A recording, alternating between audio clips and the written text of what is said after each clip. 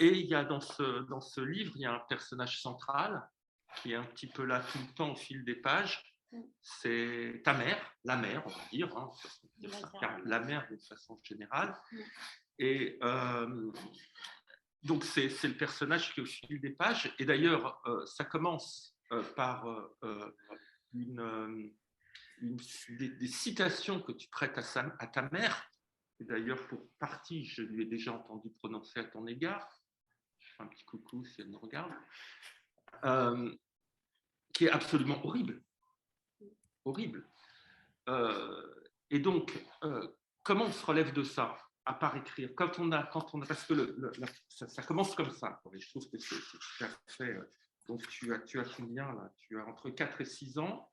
Non, avant. Avant même, pardon. Oui, ouais, non, tu as 14 ans à l'époque. Ça commençait un peu après. Tu as 14 ans à l'époque et ta mère te parle comme une mère ne devrait pas parler à son enfant. Comment on s'en relève?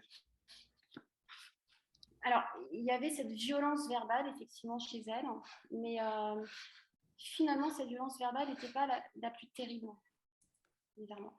Ce qui était le plus terrible, c'était sa négation. Elle a toujours nié avoir dit ce qu'elle disait. Donc, c'était des espèces de rituels, en fait, répétitifs, où tous les soirs, elle venait et elle me disait des choses horribles, et le lendemain matin, elle me disait, mais non, pas du tout. Mais qu'est-ce que tu me racontes? Mais je t'ai jamais dit ça. Au point parfois de me poser moi-même la question si je n'avais pas perdu la raison. Et pour répondre à ta question, à ce moment-là, je dirais que c'est l'entourage que j'ai eu qui m'a permis de garder la tête sur les épaules et de savoir que j'étais bien dans la réalité et pas dans un fantasme, en fait. Donc l'entourage à l'époque, bien sûr,